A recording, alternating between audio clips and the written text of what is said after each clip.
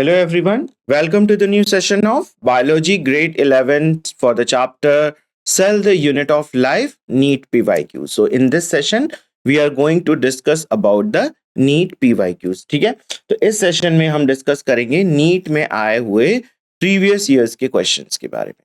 ठीक है, तो इसमें देखिए जो पहला क्वेश्चन है यहाँ पर वो क्या है, identify the correct order of organization of genetic material from largest to the smallest, है ना.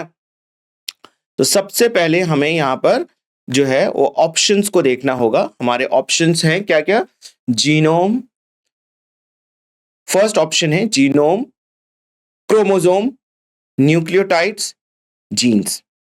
सेकेंड ऑप्शन है B, genome, chromosomes, gene, nucleotides. फिर इसके बाद है हमारा क्रोमोसोम्स, जीनोम, न्यूक्लियोटाइड्स, जीन्स. और जो फोर्थ ऑप्शन है वो हमारा क्रोमोसोम, जीन, जीनोम, न्यूक्लियोटाइड्स. ठीक है, तो यहां पर हमें ना लार्जेस्ट टू स्मॉलेस्ट ऑर्डर में यहां पर जेनेटिक मटेरियल को, ऑर्गेनाइजेशन को देखना है सेल के अंदर, है ना. सेल के अंदर किस तरीके से ये जो है जेनेटिकली ऑर्गेनाइज्ड होते हैं ये हमें देखना है. तो सबसे पहले हमारा जो न्यूक्लियस के अंदर पूरा जीनोम होता है ना. अब यहां पर मैंने वर्ड यूज किया जीनोम. जीनोम का मतलब होता है कि पूरा जेनेटिक कंटेंट किसी भी ऑर्गेनिज्म का उसके न्यूक्लियस के अंदर है. सो जो सबसे बड़ा यूनिट है ना जीन, जेनेटिक और मटेरियल का, वो है जीनोम. जो सबसे बड़ा है वो है जीनोम. इसके बाद जो है ना, अब जीनोम ये पूरा जो है वो क्रोमेटिन मटेरियल के फॉर्म में, इंटरफेज फॉर्म में जब सेल होता है तो वो होता है. लेकिन जैसे ही वो डिवीजन फेज में एंटर करता है, चाहे वो मियोटिक हो, चाहे वो है ना मियोसिस हो, उसमें जो है वो छोटे छोटे फ्रैगमेंट्स में टूट जाता है और उसमें आपको नंबर ऑफ क्रोमोसोम्स ऐसे दिखाई देंगे. तो जो नेक्स्ट, अगर हम एक क्रोमोसोम ले रहे हैं तो ये जीनोम का एक पार्ट है ना. तो ये जो आता है इसके बाद हमारा आ रहा है क्रोमोसोम. ठीक है, अब इसके बाद जो है क्रोमोसोम्स पर क्या लगे होते हैं. क्रोमोसोम्स पर जो है वो ऐसे आपको बैंड्स नजर आएंगे, है ना. इस तरीके से अलग अलग बैंड्स नजर आएंगे. ये क्या है, ये सारे जो बैंड्स हैं अलग अलग, ये आपके जीन्स हैं. एक जीन जो है वो एक प्रोटीन को दर्शाता है. यानी कि कोई प्रोटीन जब बन रही है तो यानी कि वो एक जीन जो है वो एक्सप्रेस हो रही है. तो जो नेक्स्ट हमारा जेनेटिक मटेरियल का जो ऑर्गेनाइजेशन है वो आता है जीन. और इसके बाद जो है जीन्स किसके बने हुए हैं. जीन्स में अगर सीक्वेंस होता है तो सपोज ATGCC GG TA, है ना, इस तरीके से सो ऑन है. तो ये जो है हमारा क्या होता है, ये एक नाइट्रोजनस बेस है. तो नाइट्रोजनस बेस सिंगल नहीं प्रेजेंट होता, आपका न्यूक्लियोटाइड्स होता है. यहाँ पे राइबोज शुगर के साथ यहाँ पे नाइट्रोजनस बेस, और नाइट्रोजनस बेस के साथ फॉस्फेट के ग्रुप होते हैं. और ये फॉस्फेट ग्रुप फिर नेक्स्ट जो है इसी तरीके से न्यूक्लियोटाइड से अटैच होते हैं. तो आप जो देख रहे हैं वो यहां पर ये सिर्फ नाइट्रोजनस बेस देख रहे हैं, लेकिन इसके साथ यहां पर शुगर मॉलिक्यूल भी है और फॉस्फेट का ग्रुप भी अटैच है. यानी कि ये पूरा एक न्यूक्लियोटाइड को दर्शा रहा है. तो जीन के बाद जो है हमारा आता है न्यूक्लियोटाइड्स. ठीक है, तो जीन, क्रोमोसोम, जीन और न्यूक्लियोटाइड्स. तो gene, chromosome, sorry, genome, chromosome, gene और न्यूक्लियोटाइड. ऑप्शन बी जो है वो करेक्ट है. तो आप देख सकते हैं जीनोम, फिर क्रोमोसोम, जीन और न्यूक्लियोटाइड्स. ये है इसका एक्सप्लेनेशन भी. आप देख सकते हैं जीनोम जो है वो पूरे जेनेटिक कंटेंट को दर्शाता है. देन उसके बाद जो है वो आपका आता है क्रोमोसोम, है ना. क्रोमोसोम छोटे छोटे फ्रैगमेंट्स में ब्रेक किए होते हैं, तो वो जो है वो क्रोमोसोम को यहां पर दर्शा रहा है. इसके बाद जो है वो आता है आपका जीन्स, है ना. जीन्स जो है वो क्रोमोसोम्स के ऊपर प्रेजेंट होते हैं, और ये जो जीन्स होते हैं वो बनते हैं न्यूक्लियोटाइड के यूनियन से. तो ये आपका नेक्स्ट जो लेवल आएगा वो न्यूक्लियोटाइड्स का आएगा.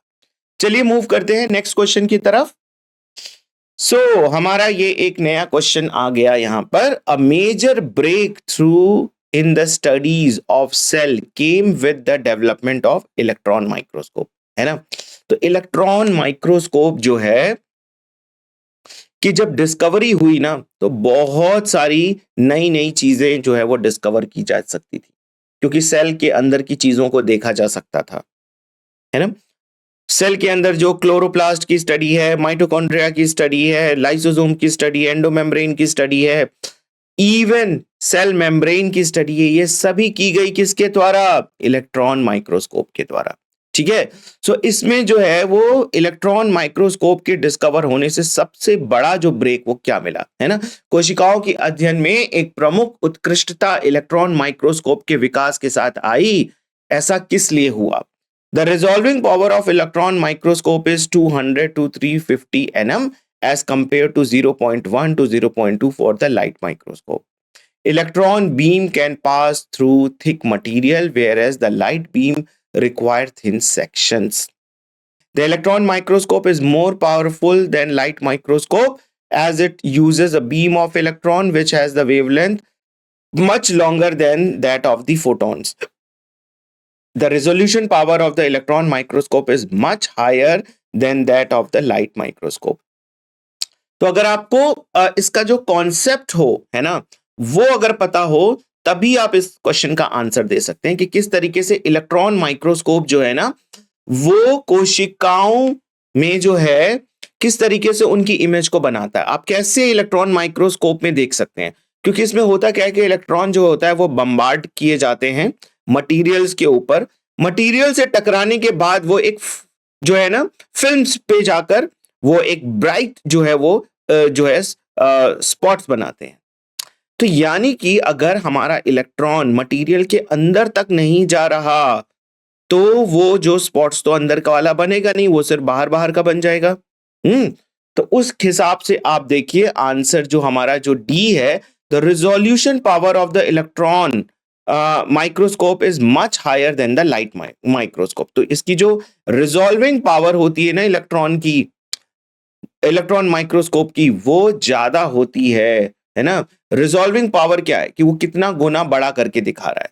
तो यहां पर इसका जो है वो आप एक्सप्लेनेशन देख सकते हैं। The major breakthrough in cell studies came with the development of electron microscope having a great resolution power due to which we can see the ultrastructure of the cell organelle, है ना। इसकी resolution power ज्यादा है। There are several different types of electron microscope including the transmission electron microscope. ये एक अलग तरह का हमारा माइक्रोस्कोप है जिसको हम बोलते हैं ट्रांसमिशन इलेक्ट्रॉन माइक्रोस्कोप। इसके साथ साथ जो है एक और भी है हमारा स्कैनिंग इलेक्ट्रॉन माइक्रोस्कोप, है ना। और फिर इसके साथ जो है वो रिफ्लेक्टिंग इलेक्ट्रॉन माइक्रोस्कोप भी है। तो ये डिफरेंट टाइप के जो इलेक्ट्रॉन माइक्रोस्कोप है। Now the electron microscope use the beam of electrons and their waves light characteristics to magnify an object image, है ना। सो ये क्या करते हैं, ये इमेज को काफी मैग्नीफाई करके दिखाते हैं, कई गुना आपको बड़ा करके दिखाते हैं। यही है रिजोल्यूशन पावर, इसीलिए ऑप्शन डी जो है वो यहां पर करेक्ट है। This stream is confined and focused using the metal aperture and magnetic lens into a thin focused monochromatic beam. तो इसमें जो मोनोक्रोमेटिक बीम होती है ना, इसमें आप देख सकते हैं कि जो लेंसेज होती है वो मैग्नेटिक लेंसेज की बनी होती है, इलेक्ट्रॉन को जो है वो अट्रैक्ट करने के लिए। नेक्स्ट क्वेश्चन है, a student wishes to study the cell structure under a light microscope having 10x eyepiece, है ना। तो जो आई पीस है आप वो देख सकते हैं कि क्या है, आई पीस जो है वो 10x के बराबर है, ठीक है। यहां पर आई पीस जो है वो 10x के बराबर है, लेकिन जो आई पीस और जो ऑब्जेक्टिव पीस है वो आपका 45x के बराबर है, यानी कि ये 10 टाइम्स है और ये 45 टाइम्स है। Now he should illuminate the object by which of the following colors of light so as to get the best possible resolution. कौन सी जो है वो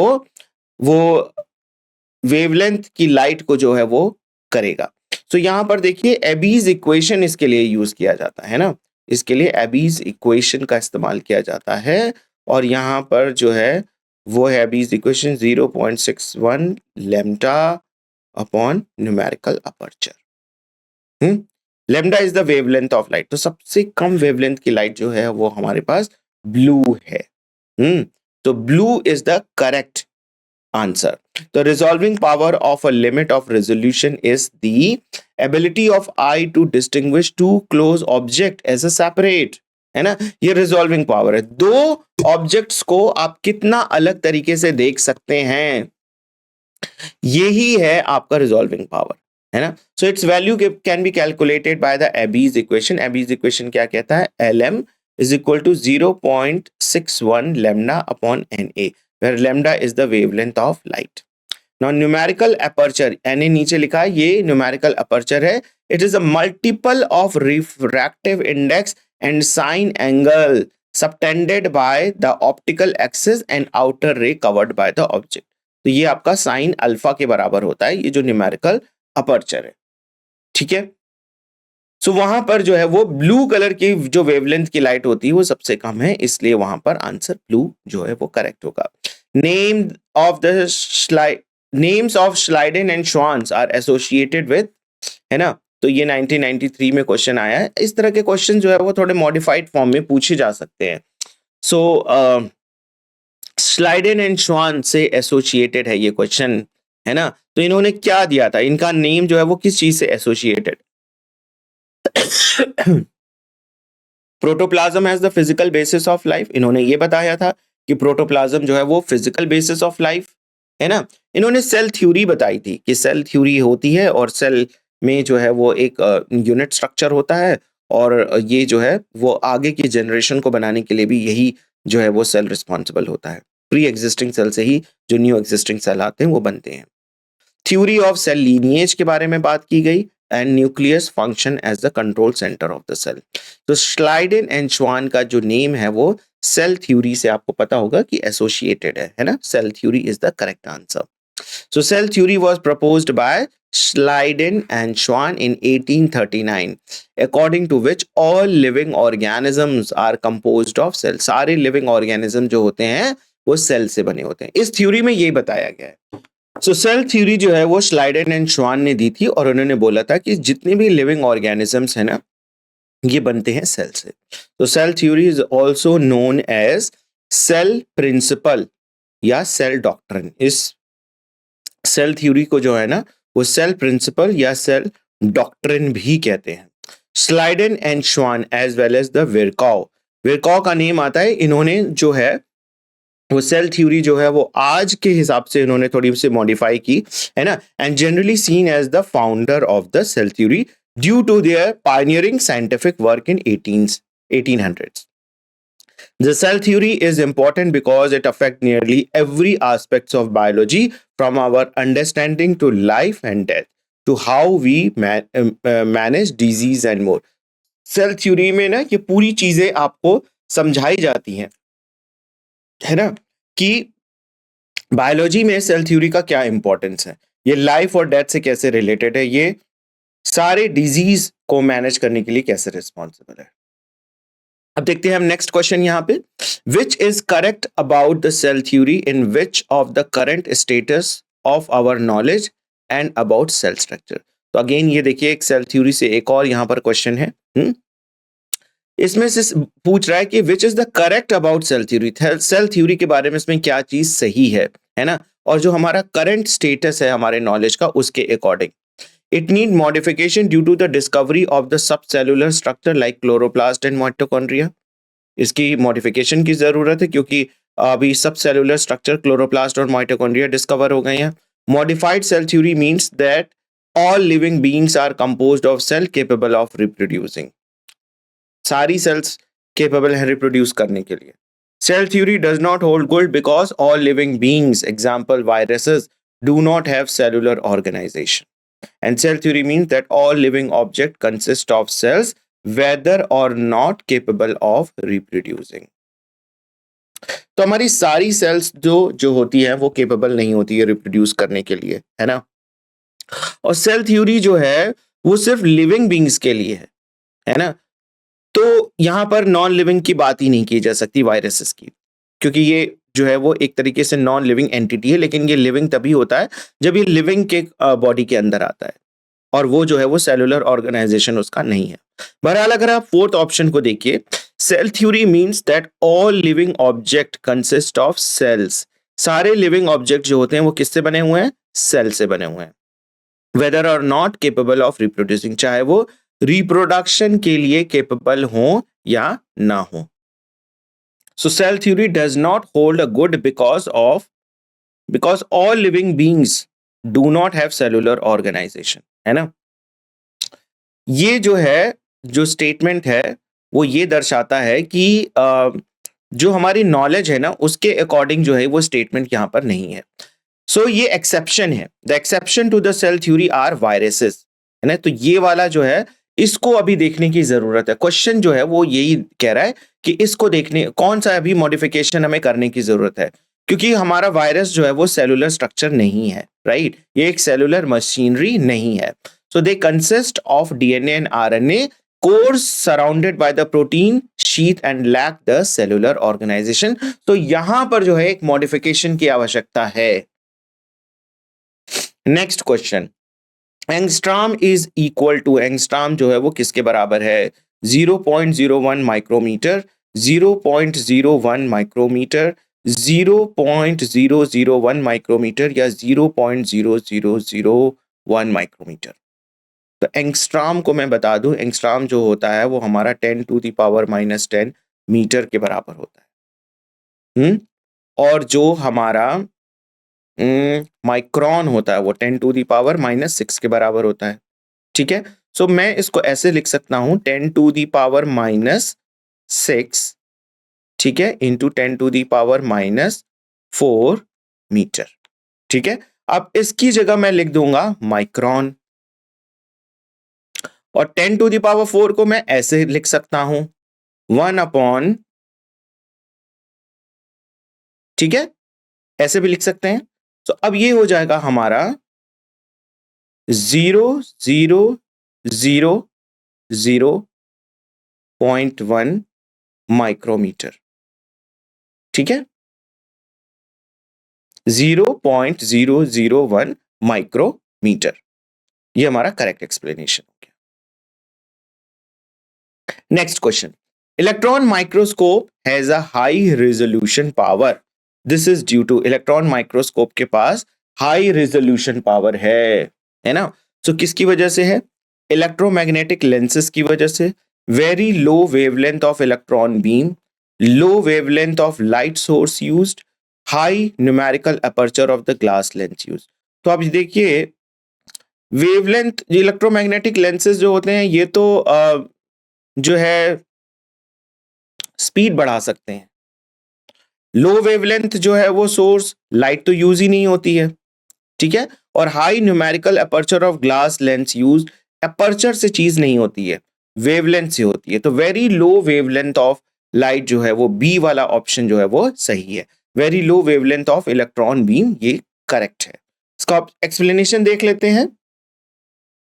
Resolution is the power of microscopes to distinguish between the two particles, है ना। Resolution का मतलब क्या होता है माइक्रोस्कोप के केस में? दो पार्टिकल्स में आप डिफरेंशिएट कर सके, क्लोजली रिलेटेड है ना, क्लोजली बहुत नजदीक नजदीक दो पार्टिकल हैं, लेकिन आप जो है उसको डिफरेंशिएट कर सके, हाँ ये पार्टिकल अलग है और ये पार्टिकल अलग है, ये स्ट्रक्चर अलग है और ये स्ट्रक्चर अलग है। ये जो है तभी हो सकता है जब माइक्रोस्कोप की रेजोल्यूशन पावर इतनी स्ट्रांग हो। So electron microscope has high resolution power due to the very low wavelength of electron beam. तो इलेक्ट्रॉन बीम जो है वो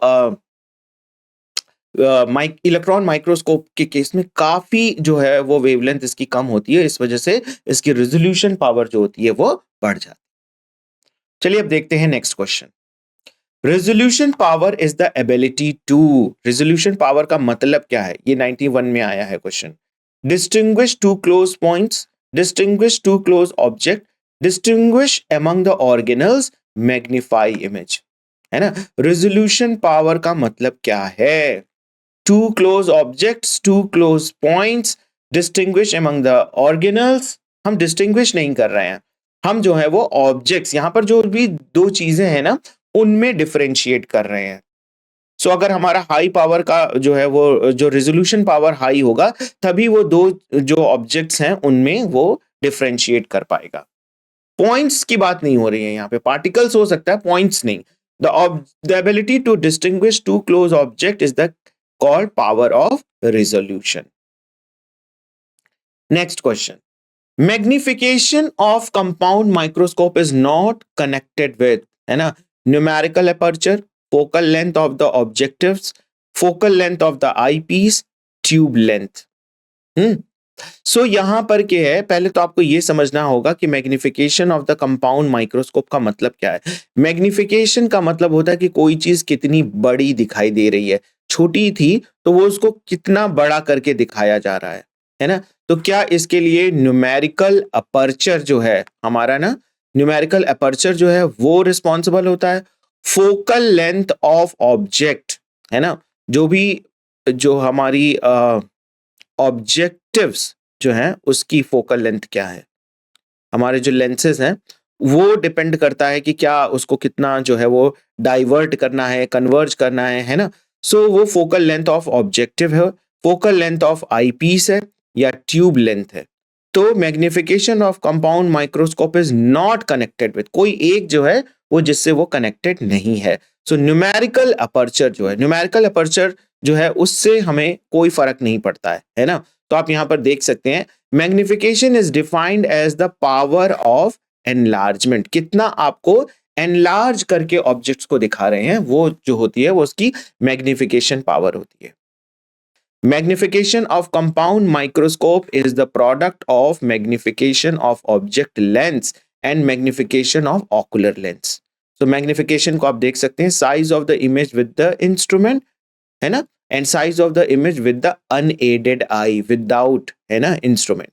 So objective lens into ocular lens, ये 400 टाइम्स जो है वो मैग्नीफाई करके दे रहा है। लेकिन यहां पर जो है एक चीज है कि कोई भी चीज जो है ना आपके जो है वो न्यूमेरिकल अपर्चर से रिलेटेड नहीं है, ठीक है।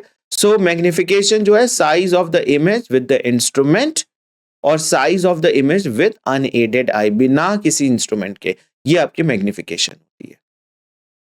चलिए इसके बाद हम नेक्स्ट क्वेश्चन यहां पर देख लेते हैं कि हमारा नेक्स्ट क्वेश्चन क्या कहता है। Organelles can be separated from the cell homogenate through, हमारे पास ना सेल का जो होमोजिनेट है, अब उसमें से जो है ना हमें ऑर्गेनल्स को अलग अलग करना है। सारा क्रश फॉर्म में हमारा सेल का जो अंदर का मटेरियल है वो है, तो उसमें से हम कैसे करेंगे, क्रोमेटोग्राफी से कर लेंगे, एक्सरे डिफ्रैक्शन से कर लेंगे, डिफरेंशियल सेंट्रिफिकेशन से कर लेंगे, या फिर ऑटो रेडियोग्राफी कर लेंगे। सो जो हमारे जो है वो डिफरेंशियल सेंट्रिफिकेशन, क्योंकि ये करेक्ट आंसर है, क्योंकि आप देखेंगे कि जो क्रोमेटोग्राफी होती है ना, ये आपके जो डाइज वगैरह होते हैं उनको अलग करने के लिए इस्तेमाल किया जाता है। जैसे कि आप क्लोरोप्लास्ट भी अलग होते हैं, chlorophyll A, chlorophyll B, carotenoids, इन सबको आप क्रोमेटोग्राफी से अलग कर सकते हैं। लेकिन ऑर्गेनल्स की बात की जा रही है। एक्सरे डिफ्रैक्शन मटेरियल से आप उसके जो है स्ट्रक्चर्स को पता कर सकते हैं, ऑटो रेडियोग्राफी भी उसके फिल्म पर डिफरेंशियल सेंट्रिफिकेशन आपको ना अलग अलग जब सेंट्रीफ्यूज करेंगे ना तो आपको मटेरियल्स अलग अलग डेंसिटी के हिसाब से यहां पर मिल जाएगा, है ना। सो ये जो है वो डिफरेंशियल सेंट्रिफिकेशन आपके सेल का जो होमोजेनेट है उसके ऑर्गेनल्स जो है वो उसको सेपरेट करने के लिए यहां पर यूज किया जाता है। So centrifugate is an instrument. Centrifuge is an instrument used to create a centrifugal force, and the homogenate of the cell organelle is allowed to undergo centrifugation, by which a different cell organelles can get separated. तो ये जो machine होती है centrifuge machine, इसमें जो अपने density के हिसाब से ये बहुत तेजी से ना सेंट्रीफ्यूगल फोर्स के द्वारा जो होता है ये राउंड राउंड ऐसे मशीन बहुत तेजी से घुमाए जाते हैं मशीन के अंदर।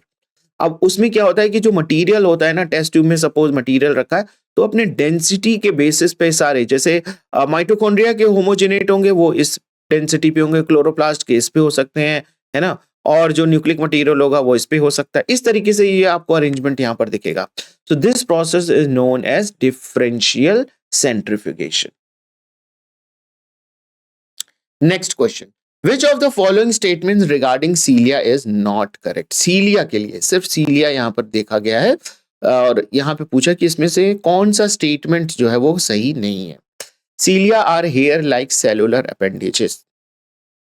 Microtubules of cilia are composed of tubulin, ये एक प्रोटीन है, and cilia contain an outer ring of 9 doublet microtubules surrounding by the 2 single microtubule।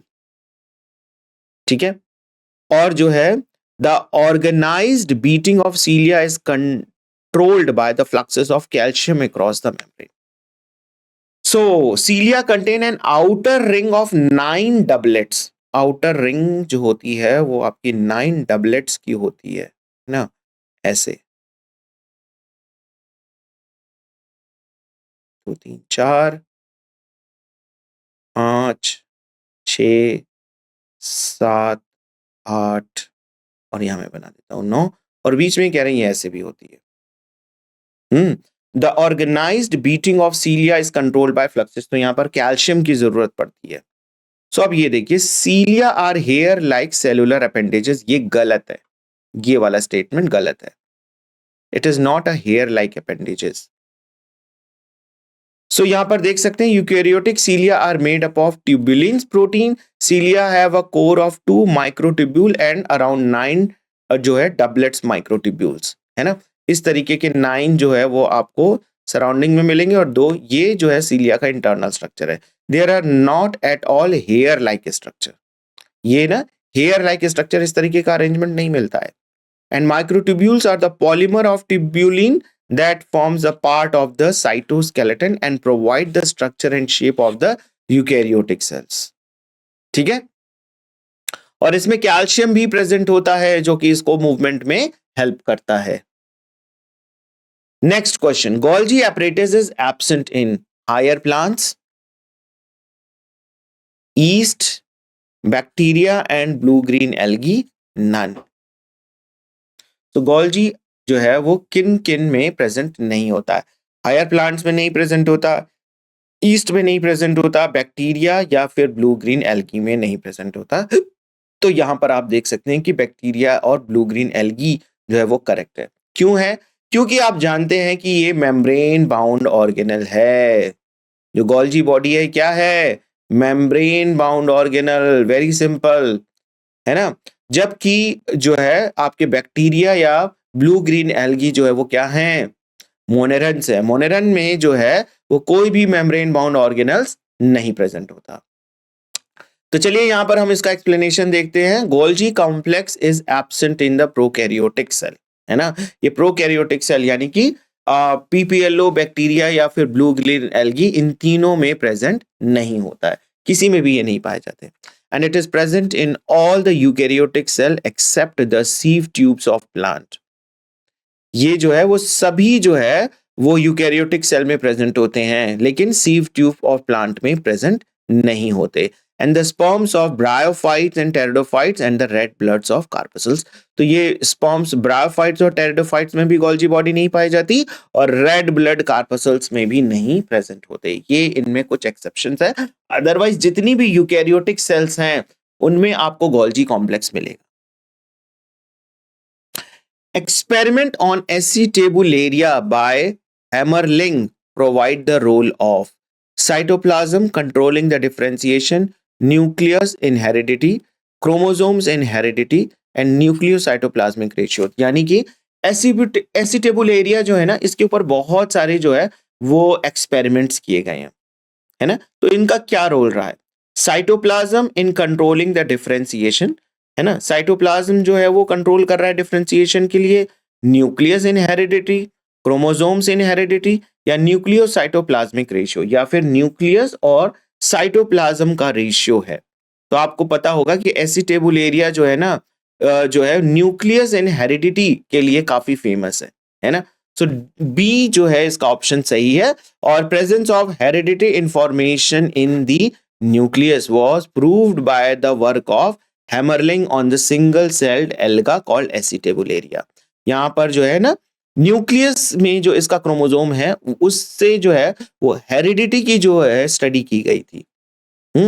Heredity की स्टडी की गई थी और इस एक्सपेरिमेंट में Hammerling grafted the stalk of one species of Acetabularia onto the foot of another species. एक का stock लिया और दूसरे का फूट लिया और in all cases the cap that eventually developed on the grafted cell matched the species of the foot rather than that of the stalk. तो stock वाले में न्यूक्लियस नहीं था, न्यूक्लियस किस में था आपका जो ऊपर का जो है ना पार्ट जिसमें कि जो है न्यूक्लियस प्रेजेंट था, है ना, स्टॉक में नहीं प्रेजेंट था। तो कैप वाला जो है वही जो है वो नेक्स्ट जनरेशन में देखने को मिल रहा है, स्टॉक वाला नहीं देखने को मिल रहा है।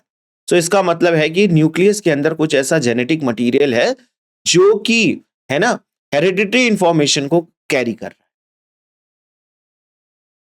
DNA is not present in, DNA किस में प्रेजेंट नहीं होता है? Ribosome, nucleus, mitochondria, chloroplast. So अगर आपको याद हो न्यूक्लियस के अंदर तो आपको पता ही होगा कि डीएनए प्रेजेंट होता है ना, तो ये तो नहीं हो सकता ऑप्शन। माइटोकॉन्ड्रिया, माइटोकॉन्ड्रिया एक डबल मेम्ब्रेन ऑर्गेनल है, मैंने आपको पहले भी बताया, और इसके अंदर जो है इनका अपना एक सर्कुलर डीएनए प्रेजेंट होता है और ये खुद से डिवाइड भी अपने आप को कर सकते हैं। इसी तरीके से आपका जो है क्लोरोप्लास्ट भी होता है ना सॉरी, क्लोरोप्लास्ट भी जो है वो डबल मेम्ब्रेन ऑर्गेनल है और इसके भी अंदर जो है वो आपको सर्कुलर क्लोरोप्लास्ट जो है वो क्रोमोसोम इस तरीके से दिखाई देगा। माइटोकॉन्ड्रिया के अंदर भी सर्कुलर क्रोमोसोम्स और इसके अंदर भी सर्कुलर क्रोमोसोम्स, जबकि राइबोसोम्स जो होते हैं ना वो ना तो कोई मेम्ब्रेन बाउंड ऑर्गेनल है और ना ही इसके अंदर डीएनए आपको प्रेजेंट होता हुआ दिखाई देगा। तो करेक्ट है आंसर राइबोसोम ए। और ribosomes are composed of ribo nucleic acid and protein, इसके अंदर आपको आरएनए है ना, आरएनए और प्रोटीन में दिखाई देगा, इनसे बनते हैं ये, and are not surrounded by any membrane, so this is the site of protein synthesis. और जहां पे भी राइबोसोम्स होंगे वहां पर आप देख सकते हैं कि प्रोटीन सिंथेसिस की प्रोसेस जो होगी वो होगी। इसके बाद जो है nuclear envelope is derived of, है ना, न्यूक्लियर जो एनवेलप होता है वो किस चीज से बना हुआ है?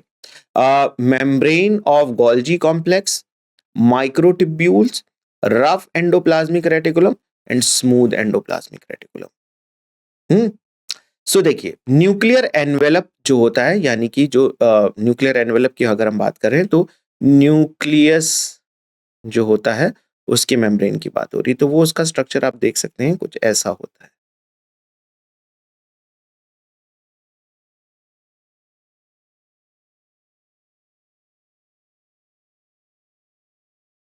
हम्म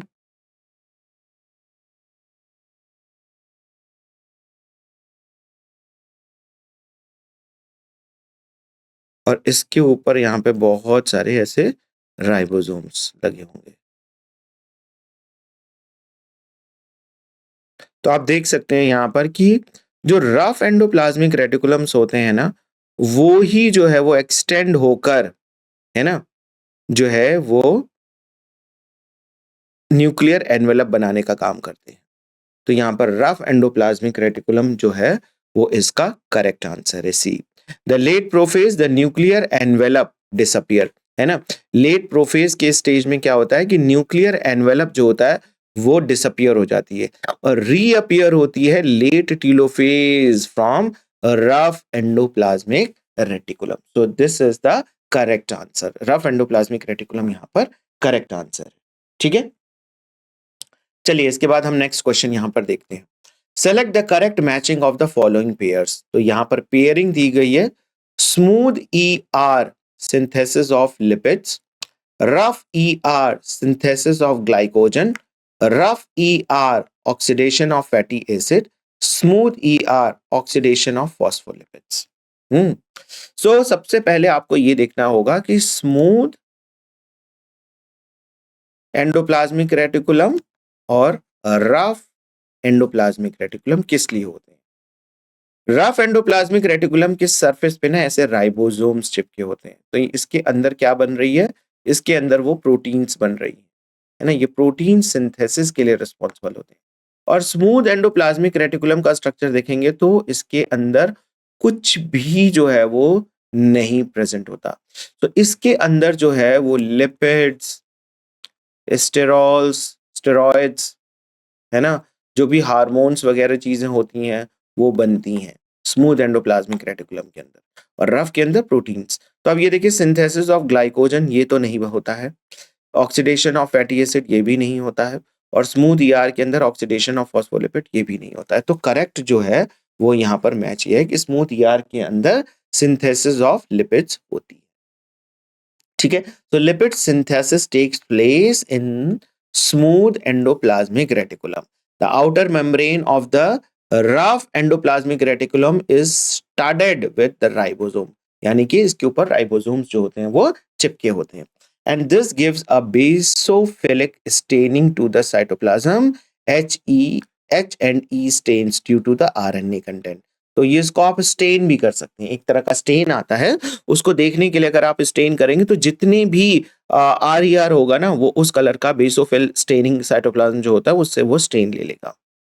The RER plays a major role in protein synthesis. ये मैंने पहले भी बताया कि जो रफ एंडोप्लाज्मिक रेटिकुलम होता है इसका जो मेन फंक्शन होता है वो प्रोटीन सिंथेसिस करना होता है, and it synthesizes secretory proteins and lysosomal enzyme। ये जो है वो आगे चल के secretory proteins और lysosomal enzymes बनाने का काम करते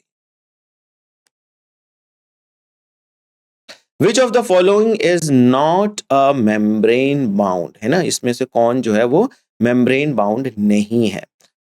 तो आप देख सकते हैं यहाँ पर राइबोसोम्स जो है वो membrane bound, lysosomes, mesosomes, vacuoles.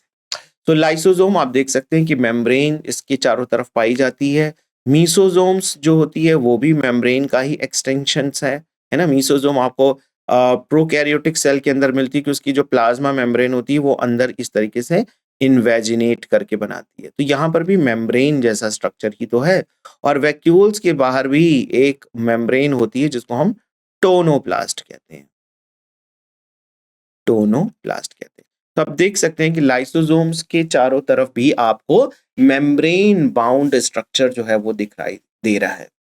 Mesosome के केस में भी आपको इस तरीके से जो है वो मेम्ब्रेन बाउंड स्ट्रक्चर दिखाई दे रहा है, और वैक्यूल्स में भी आपको दिख रहा है। जबकि राइबोसोम्स जो होते हैं ना, इसके दो सब यूनिट होते हैं, स्मॉलर सब यूनिट एंड लार्जर सब यूनिट, ठीक है। लेकिन इनके बीच में, और इसे बने किससे होते हैं, ये बनते हैं RNA एंड प्रोटीन से, लेकिन इनके ऊपर कोई भी मेम्ब्रेन बाउंड स्ट्रक्चर नहीं है ना। तो ये नॉन मेम्ब्रेनस होते हैं। तो आपका आंसर जो है ए करेक्ट है यहाँ पर। और इसका एक्सप्लेनेशन भी हम देख सकते हैं। Ribosomes are not membrane bound cell organelle. Ribosomes are not organelles, and this is very, very important. They are not membrane enclosed. Instead, they are macromolecules made up of both RNA and protein. तो ये कोई organelles भी नहीं count होता है। ये जो है एक मैक्रो मॉलिक्यूल्स की तरह ट्रीट होता है जिसमें कि दोनों चीजें हैं, RNA and protein. If you ever have trouble remembering, just recall that there are ribosomes found in bacteria, even though bacteria do not contain organelles, है ना। तो बैक्टीरिया के अंदर भी राइबोसोम्स होते हैं, वो 70S टाइप होता है, और यूकैरियोट के केस में 80S type. Moreover, not all ribosomes are located in the ER in the eukaryotes. Okay, remember that no ER in bacteria. कोई भी एंडोप्लाज्मिक रेटिकुलम बैक्टीरिया पे नहीं होता है। And many of the ribosomes are free floating in the cytoplasm. So the ribosomes that are at the ER are only there temporarily. जो ER पे भी attach होते हैं ना, वो टेम्परली अटैच होते हैं, and they are not technically part of the RER। और वो भी कोई रफ एंडोप्लाज्मिक रेटिकुलम का हिस्सा नहीं है, वो थोड़े टाइम के लिए उससे अटैच होते हैं और प्रोटीन की सिंथेसिस करते हैं। नेक्स्ट हम यहाँ पर देख सकते हैं, हमारा जो क्वेश्चन है वो है the function of the gap junction is to. तो अब यहाँ पर हम पहले देख लेते हैं कि गैप जंक्शन क्या होता है। दो सेल के बीच में ना गैप्स होती हैं और उनको भी जो ज्वाइन करते हैं, और जो ज्वाइनिंग होती है वो कहलाती है गैप जंक्शंस। तो गैप जंक्शन क्या करती है, facilitate the communication between the adjoining cells by connecting the cytoplasm of rapid transfer of iron, small molecules and larger molecules. Separate two cells from each other. Gap junction का काम है दो cell को separate करना. Gap junction का काम है stop substances from the leading across a tissue. Substances को जो है ना स्टॉप करना, लीड जो कर रहे हैं क्रॉस टिश्यूज में ना, उनको स्टॉप करना. Performing cementing to keep the neighbouring cells together. या फिर जो है वो दो सेल्स को आपस में जो है वो नेबरिंग सेल्स को सीमेंट आउट करना. सो फर्स्ट ऑप्शन करेक्ट है क्योंकि ये जो है गैप जंक्शन है ना, facilitate communication between the adjoining cell. ये जो है आसपास की जो दो सेल्स होती है ना, उनमें जो है वो कम्युनिकेशन करता है. कम्युनिकेशन का मतलब क्या हुआ? ट्रांसफर ऑफ आयन हेल्प करेगा. स्मॉल मॉलिक्यूल्स जो है वो एक सेल से दूसरे सेल में जा सकती हैं, है ना. और कुछ लार्जर मॉलिक्यूल्स, जितना साइज का होता है गैप जंक्शन, उसके अकॉर्डिंग कुछ मॉलिक्यूल्स लार्जर साइज में भी जा सकते. So the function of gap junction is to facilitate the communication between the adjoining cells by connecting the cytoplasm of rapid transfer of ion. So इसके बीच में जो ions होते हैं उनका ट्रांसफर होता है, स्मॉल मॉलिक्यूल्स का ट्रांसफर होता है और कुछ बड़े लार्जर मॉलिक्यूल्स का भी ट्रांसफर देखा जा सकता है. Balbiani rings are sites of. Balbiani rings हमें कहां देखने को मिलते हैं? जहां पर न्यूक्लियोटाइड सिंथेसिस होती है, जहां पर पॉलीसेकेराइड की सिंथेसिस होती है, जहां आरएनए और प्रोटीन की सिंथेसिस होती है, या जहां पर लिपिड की सिंथेसिस ज्यादा होती है. सो बाल्बियानी रिंग्स एक्चुअली क्या है? इस तरीके से जब डीएनए कई बार इस तरीके से राउंड राउंड राउंड इस तरीके से बन जाता है ना, कुछ सेल्स में, तो ये कहलाता है बाल्बियानी रिंग्स. और ऐसे आपको रिंग लाइक स्ट्रक्चर यहाँ पर देखने को मिलते हैं. सो ये न्यूक्लियोटाइड यहाँ पर बन रहे हैं, पॉलीसेकेराइड की सिंथेसिस हो रही है, आरएनए या प्रोटीन की सिंथेसिस हो रही है, या फिर लिपिड की सिंथेसिस हो रही है. सो बेसिकली इनके रिपीट होने, डीएनए इतना ज्यादा रिपीट क्यों हो रहा है? डीएनए रिपीट इसलिए हो रहा है क्योंकि डीएनए से क्या बनता है? आरएनए, और आरएनए से क्या बनता है? प्रोटीन. तो डीएनए अपने आप को ना रिपीट कर रहा है बार बार, जो है आपको इस तरीके से बाल्बियानी रिंग्स जो होती है ना, क्रोमोसोम्स जो होते हैं कई जगह पर आप देखते हैं कि इस तरीके से एक्टिव हो जाते हैं. और ये जो है ना रिंग लाइक स्ट्रक्चर, ऐसे डीएनए ओपन होगा, डिवाइड, यहीं पर डिविजन्स बार बार डीएनए का ऐसा खुल खुल के हुआ है. पूरे डीएनए का नहीं हुआ है, सिर्फ उसी पार्ट का हुआ है जो पार्ट रिस्पॉन्सिबल है उन प्रोटीन्स को बनाने के लिए, है ना.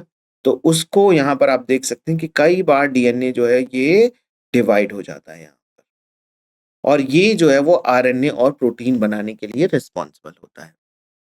So RNA and protein synthesis occur in Balbiani rings. Balbiani rings are exceptionally large puffs on the polytene chromosomes in the dipteran Chironomus tentans. These puffs are particularly well situated for the studies of the structure of active genes and the synthesis of transport of specific RNA protein particles.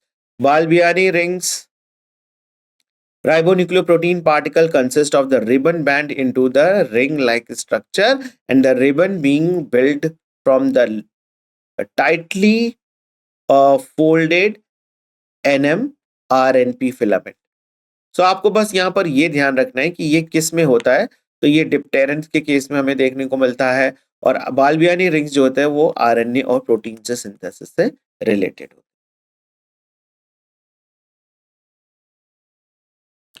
Next question, cellular organelles with the membranes are. ऐसे cellular organelles जो कि membrane के साथ है, मतलब यहाँ पर कुछ जो ऑप्शंस में आप देखेंगे कि कुछ कुछ जो है ना सेलुलर ऑर्गेनल्स दिए हुए हैं और उनमें मेम्ब्रेन बाउंड कौन कौन से हैं. तो आप सबसे पहला देखिए, chromosomes, ribosomes, endoplasmic reticulum. B, endoplasmic reticulum, ribosomes and nuclei. C, lysosomes, Golgi apparatus, mitochondria. D, nuclei, ribosomes and mitochondria. तो आप यहां पर देख सकते हैं कि जो पहले भी हमने क्वेश्चन में डिस्कस किया है कि जिसमें राइबोसोम्स होगा, क्योंकि राइबोसोम्स एक ऐसा ऑर्गेनल है ना, जिसके ऊपर कोई भी मेम्ब्रेन नहीं हुआ। एक्चुअली ये ऑर्गेनल भी नहीं है ना, ये मैक्रोमोलिक्यूल्स है। ये जो है आरएनए और प्रोटीन के मिलने से बनते हैं। सो जहां पे भी राइबोसोम्स है उसके चारों ओर कोई मेम्ब्रेन बाउंड नहीं है, तो अब यहाँ पर राइबोसोम्स है, तो ये जो ऑप्शंस दिया है ये तो करेक्ट नहीं हो सकता। अगेन देखिए यहां पर भी राइबोसोम्स दिया हुआ है, तो ये भी नहीं हो सकता।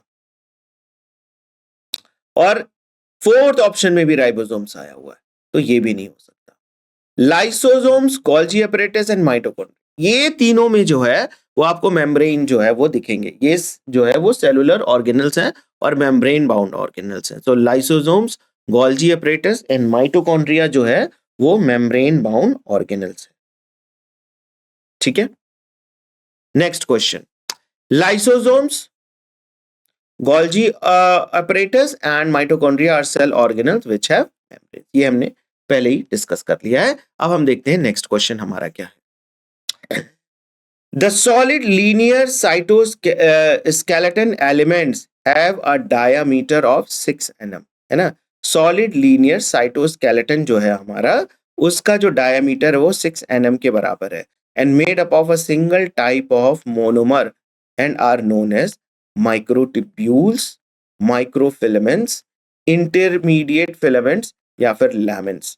तो आप यहां पे देखिए जो साइटोस्केलेटन है ना, वो क्या है, वो है आपका 6 nm और ये सिंगल मोनोमर के फॉर्म में है। तो माइक्रोट्यूब्यूल्स जो होते हैं, है ना, माइक्रोट्यूब्यूल्स जो होते हैं वो आपके इस तरीके से प्रेजेंट होते हैं, ऐसे। ये पूरा ट्यूब्यूल लाइक स्ट्रक्चर ऐसे होता है। जबकि ये जो माइक्रोफिलामेंट्स होते हैं ये एक सिंगल फिलामेंट के फॉर्म में होते हैं, ऐसे। ठीक है, तो माइक्रोफिलामेंट्स जो है वो हमारा करेक्ट आंसर है यहाँ पे। Microtubule, microfilament and intermediate filaments are filaments along the ER, है ना, form the cytoskeleton, and microfilaments are non-living solid consist of the actin protein and they are 4 to 6 nm in diameter. Next question हमारा, the osmotic expansion of a cell kept in water is chiefly regulated by। तो जो हमारा osmotic expansion है ना cell में, जो कि किस में रेगुलेट होता है, माइटोकॉन्ड्रिया में रेगुलेट होता है, वैक्यूल्स में, प्लास्टिड में या राइबोसोम्स में। तो जो ऑस्मोटिक एक्सपेंशन की वजह से जिसमें हमें देखते हैं कि मटेरियल्स फिल होते हैं, तो वो है आपका करेक्ट वैक्यूल्स। वैक्यूल्स के केस में जो होता है जितना भी एक्स्ट्रा जो मटेरियल्स होते हैं ना वो सारे इसी में फिल कर दिए जाते हैं, है ना। तो यहां पर जो है वैक्यूल्स जो है वो करेक्ट आंसर है। The vacuole is bound by a single membrane, which is known as tonoplast. इसकी मेम्ब्रेन को एक अलग नेम देते हैं हम, जिसको कहते हैं tonoplast. It is also function as a semi permeable membrane. ये जो है वो एक सेमी परमिएबल मेम्ब्रेन की तरह फंक्शन करती है। And it segregates vacuolar content from the cytoplasm, allows the osmotic entry or exit of water, है ना। तो ये जो है ना सेमी परमिएबल मेम्ब्रेन की तरह इसकी मेम्ब्रेन बिहेव करती है, और ऑस्मोटिक पोटेंशियल जो होता है, यानी कि वहां पर ऑस्मोटिक एंट्री होती है higher concentration to lower concentration की तरफ, है ना। तो जो भी वेस्ट मटेरियल या जो भी एक्स्ट्रा मटेरियल को फिल करना होता है ना, इसी वैक्यूल्स में ये फिल हो जाते हैं। चलिए हम यहां पर अब देखते हैं नया क्वेश्चन जो है, which one of the following organelles in the figure correctly matches with the function. तो आप यहां पर फिगर देख लीजिए, है ना, ये क्या फिगर है। अब इसका हम देखते हैं यहां पर match. Golgi apparatus, protein synthesis, यानी कि फिगर जो है वो गोल्जी apparatus था और उसका फंक्शन है प्रोटीन सिंथेसिस। नेक्स्ट है Golgi apparatus, formation of glycolipids, है ना। तो अभी यहां पर अगेन वो कह रहा है कि गोल्जी apparatus वो फिगर था और फॉर्मेशन ऑफ ग्लाइकोलिपिड्स उसमें होता है। नेक्स्ट ये कह रहा है कि रफ एंडोप्लाज्मिक रेटिकुलम है और उसमें प्रोटीन सिंथेसिस होती है, और यहां पर कह रहा है कि रफ एंडोप्लाज्मिक रेटिकुलम है लेकिन वहां पर ग्लाइकोप्रोटीन सिंथेसिस। सो वो जो फिगर था वो किसका था? Rough endoplasmic reticulum. और आपको पता है कि रफ एंडोप्लाज्मिक रेटिकुलम के सरफेस पे राइबोसोम्स चिपके होते हैं, और राइबोसोम्स का फंक्शन क्या है? प्रोटीन सिंथेसिस, है ना। सो गोल्जी अपरेटस तो एक तो प्रोटीन सिंथेसिस नहीं करते, फॉर्मेशन ऑफ ग्लाइकोलिपिड्स यहां पर होता है, और ये ग्लाइकोप्रोटीन्स भी उन्हीं में बनता है, लेकिन ये जो फिगर जो है वो नहीं है गोल्जी apparatus का। Rough endoplasmic reticulum is a network or a reticulum of tiny tubular structures scattered in the cytoplasm and bear ribosomes on their outer surface, है ना। तो वो राइबोसोम्स जो है उनके आउटर सरफेस पे आपको इस तरीके से अटैच होते हुए दिखते हैं। These are involved in the protein synthesis and secretion। ये जो है वो प्रोटीन सिंथेसिस या फिर सिक्रीशन में इन्वॉल्व होते हैं। And they are extensive and continuous with the outer membrane of the nucleus. Major site of synthesis of lipid। lipids का जो है वो मेजर सिंथेसिस आपको कहां देखने को मिलता है? स्मूथ एंडोप्लाज्मिक रेटिकुलम, है ना, सिम्प्लास्ट, न्यूक्लियोप्लाज्म या फिर रफ एंडोप्लाज्मिक रेटिकुलम। तो ये मैंने पहले भी बताया है, जो लिपिड्स की जो मेजर सिंथेसिस होती है वो देखिए स्मूथ एंडोप्लाज्मिक रेटिकुलम में होती है, क्योंकि स्मूथ एंडोप्लाज्मिक रेटिकुलम के सरफेस पे कोई भी राइबोसोम नहीं है। सो उसके अंदर क्या सिंथेसिस हो रही है? उसके अंदर जो है वो लिपिड की सिंथेसिस हो रही है। सिम्प्लास्ट, एपोप्लास्ट जो है वो वाटर के ट्रांसपोर्ट से रिलेटेड है, वो कोई लिपिड के सिंथेसिस से रिलेटेड नहीं है। न्यूक्लियोप्लाज्म जो होता है वो लिक्विड कंटेंट होता है न्यूक्लियस के अंदर, तो वो भी वहां पर लिपिड की कोई सिंथेसिस नहीं हो रही होती है। और रफ एंडोप्लाज्मिक रेटिकुलम तो है वो प्रोटीन की सिंथेसिस करता है। सो करेक्ट आंसर है हमारा SER, स्मूथ एंडोप्लाज्मिक रेटिकुलम। और इसका एक्सप्लेनेशन भी है यहाँ पर। Smooth endoplasmic reticulum is the major site for the synthesis of lipid in animal cell like lipid steroidal hormones are synthesised in SER। और SER में ही जो एनिमल सेल के केस में इसके अंदर जो भी सिंथेसिस हो रही होती है ना लिपिड्स की, वो हार्मोन्स बनाने के काम आती है। फिर है यहां पर हमारा नया question, which of the following type of plastids does not contain stored food material. किस तरह के प्लास्टिड्स में आपको स्टोर्ड फूड मटेरियल्स नहीं होते हैं, है ना। Amyloplast, chromoplast, elaioplast and aleuroplast. So amylose, है ना, carbohydrates, elaioplast oil and aleuroplast protein. Chromoplast में कोई भी ऐसा ना फूड मटेरियल स्टोर नहीं होता, इनमें पिगमेंट्स होते हैं अलग अलग तरह के। तो फ्लावर्स में जो है वो अलग अलग तरह के जो कलर्स होते हैं, रेड है ना, ऑरेंज है, ब्लू है, ये सारे कलर्स जो होते हैं वो क्रोमोप्लास्ट की तरफ से आते हैं। तो आप देख सकते हैं कि करेक्ट ऑप्शन जो है वो बी क्रोमोप्लास्ट है ना। So chromoplast are non photosynthetic colored plastid which synthesized and stored carotenoid, है ना। और जो हमारा एमाइलोप्लास्ट है ये देखिए स्टार्च स्टोर करता है, कार्बोहाइड्रेट। एल्यूरोप्लास्ट प्रोटीन को स्टोर करने का काम करता है, और elaioplast oil, store oil droplets and fats को स्टोर करने का काम करता है। And leucoplast is the colourless plastid. ठीक है, चलिए अब हम देखते हैं नेक्स्ट क्वेश्चन। सो यहां पर आप देख सकते हैं कि एक फिगर को दर्शाया गया है और यहां पर ए इसको यहां पर मार्क किया गया है। यहां पर आप ये फिगर देख सकते हैं। सो select the alternative given correct identification and function of the organelle. A diagram को पहले तो एक आपको आइडेंटिफाई करना है और प्लस उसके फंक्शन को भी बताना है। सो एंडोप्लाज्मिक रेटिकुलम था स्ट्रक्चर और उसका फंक्शन है synthesis of lipid. Mitochondria produce cellular energy in the form of ATP. Golgi body provide packaging material. Lysosome secrete hydrolytic enzyme. तो आप देख सकते हैं कि एंडोप्लाज्मिक रेटिकुलम यस जो स्मूथ वाला होता है वो सिंथेसिस करता है। गोल्जी बॉडी यस वो पैकेजिंग ऑफ मटेरियल करता है। लाइसोसोम सिक्रीट हाइड्रोलाइटिक, ये सभी सही है। ऑर्गेनल्स और उसके फंक्शन तो सही है, लेकिन फिगर किसका था? फिगर तो माइटोकॉन्ड्रिया का था। और माइटोकॉन्ड्रिया का काम क्या होता है? Produce cellular energy in the form of ATP. Mitochondria का काम होता है एनर्जी प्रोड्यूस करना in the form of ATP. ठीक है, नेक्स्ट क्वेश्चन हमारा बी ऑप्शन सही है और ये उसका एक्सप्लेनेशन है। तो अभी हम इसको स्किप करते हैं और हम आते हैं नेक्स्ट क्वेश्चन पर। So what is true about the ribosomes? Ribosomes के बारे में जो स्टेटमेंट यहाँ पर दिए गए हैं उनमें से क्या सही है? The prokaryotic ribosomes are ATS, where S stand for the sedimentation coefficient. These are composed of ribonucleic acid and proteins. These are found only in the eukaryotic cells. These are self-splicing introns of some RNA. चलिए देखते हैं, पहला statement देखते हैं। Prokaryotic ribosome हमारा कैसा होता है? 70S टाइप होता है। 80S तो यूकैरियोटिक होता है, तो ये स्टेटमेंट तो गलत हो गया। ठीक है, they are composed of ribonucleic acid and protein. Yes, RNA और प्रोटीन से बना होता है वो।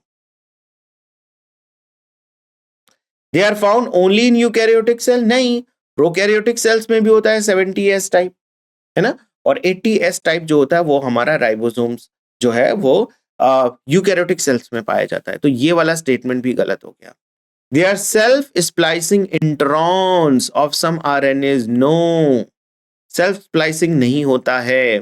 तो ये वाला स्टेटमेंट भी गलत हो गया। हमारा सही स्टेटमेंट जो है वो है कि they are composed of ribonucleic acids and protein. तो जो आरएनए होते हैं वो किससे बनते हैं? जो राइबोसोम्स होते हैं वो किससे बनते हैं? राइबोन्यूक्लिक एसिड यानी कि आरएनए और प्रोटीन से बने होते हैं। सो एक्सप्लेनेशन भी हम यहाँ पे देख सकते हैं। राइबोसोम्स आर ए मेम्ब्रेनस यानी कि बिना किसी मेम्ब्रेन का बना हुआ ऑर्गेनेल है और ये जो है वो आरएनए एंड प्रोटीन से मिलकर बनता है। They are found in both prokaryotic and eukaryotic cell. ये दोनों सेल्स में होता है।